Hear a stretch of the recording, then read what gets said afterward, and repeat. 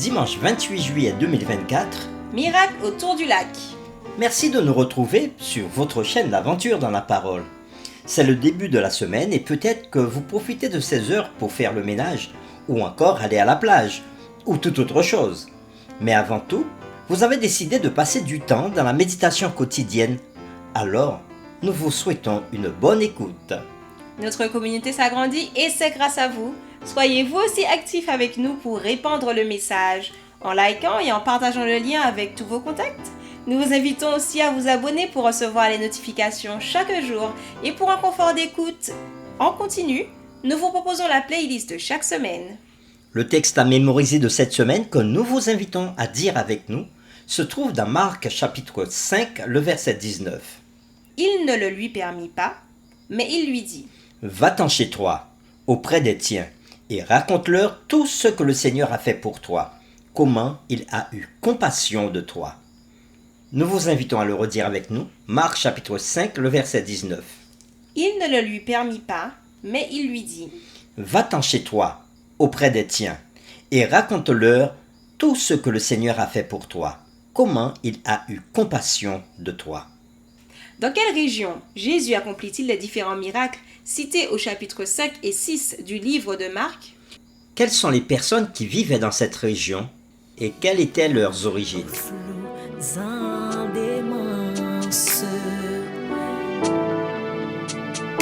Paix vous soit, la mer, les vents font silence. Paix vous soit, il est notre délivrance.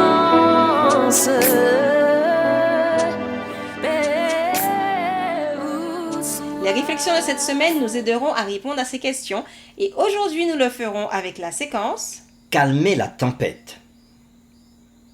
Nous vous invitons à lire avec nous Marc 4, versets 35 à 41 et nous répondrons à la question suivante.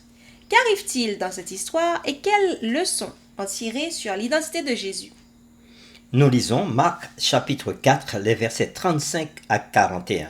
Ce même jour, sur le soir, Jésus leur dit : Passons à l'autre bord. Après avoir renvoyé la foule, ils l'emmenèrent dans la barque où il se trouvait. Il y avait aussi d'autres barques avec lui. Il se leva un grand tourbillon et les flots se jetaient dans la barque au point qu'elle se remplissait déjà.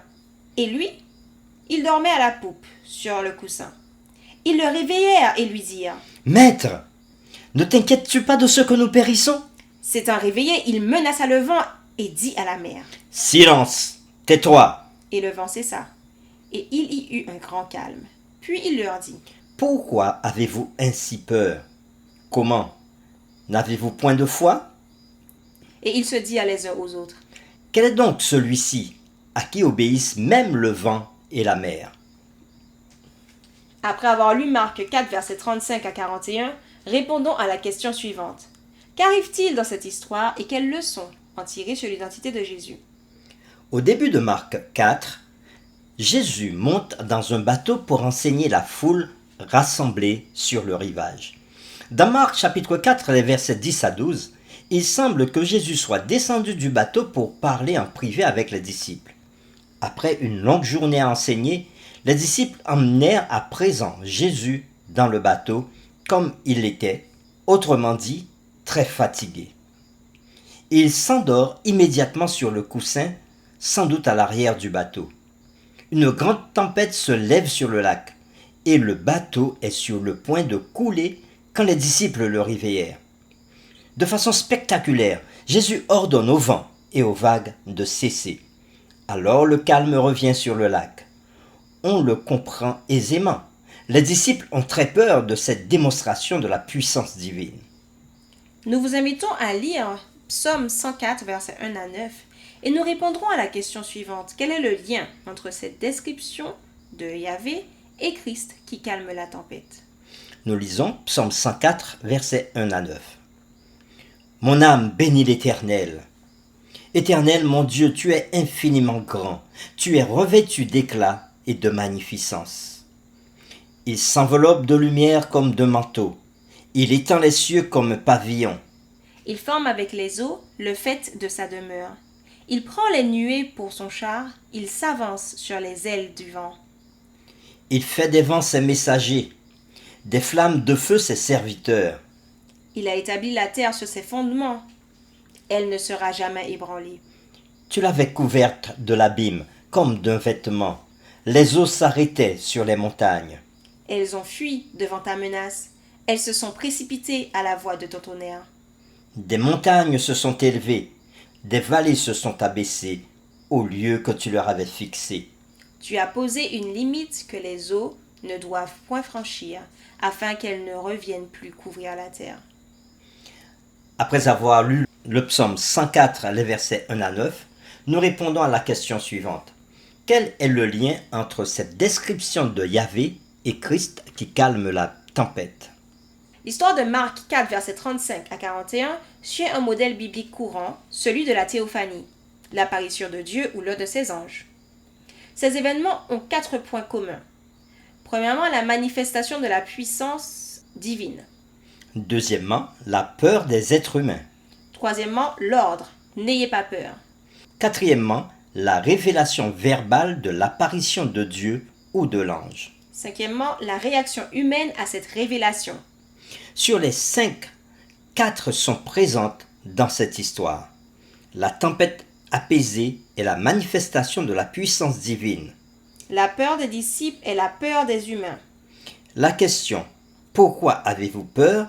est le « N'ayez pas peur ». La question des disciples, qui est-il donc celui-ci, est la réaction humaine. Il manque juste les paroles de la révélation. Ce détail manquant entre le motif révélation secret qui parcourt tout l'évangile, dans lequel la vérité sur Jésus sera révélée. Ici, la question des disciples. Qui est-il donc celui-ci que même le vent et la mer lui obéissent? Pousse le lecteur à donner lui-même les paroles de révélation manquantes. Il est le Fils de Dieu, le Seigneur lui-même. Pour terminer, réfléchissons à cette question. Réfléchissez à la puissance de Dieu. Comment apprendre à compter sur cette puissance et à lui faire confiance en toutes choses dans votre vie? Nous vous invitons à prier avec nous. Une fois de plus, Seigneur, tu nous as permis de lire ta parole, de nous arrêter sur ce grand miracle que tu fais, celui de calmer la tempête.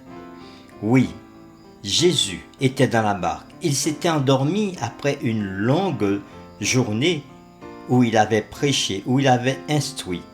Et maintenant, il est fatigué et il dort sur un coussin. Et une grande tempête s'élève sur le lac. Et les disciples ont peur parce qu'ils voient que le bateau va couler. Alors qu'ils sont des marins depuis des années, ils ne peuvent rien faire. Donc, ils appellent Jésus, ils le réveillent, et Jésus calme la tempête. Oh oui, Seigneur, ceci nous démontre que Jésus est Dieu. Il est tout-puissant et que rien, même les éléments de la nature les plus formidables, les plus extraordinaires ne peuvent lui résister.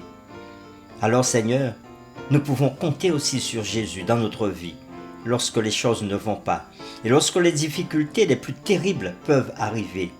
Nous savons que nous avons un Sauveur qui peut calmer les éléments. Merci Seigneur de nous permettre de connaître Jésus. C'est en son nom que nous te prions. Amen.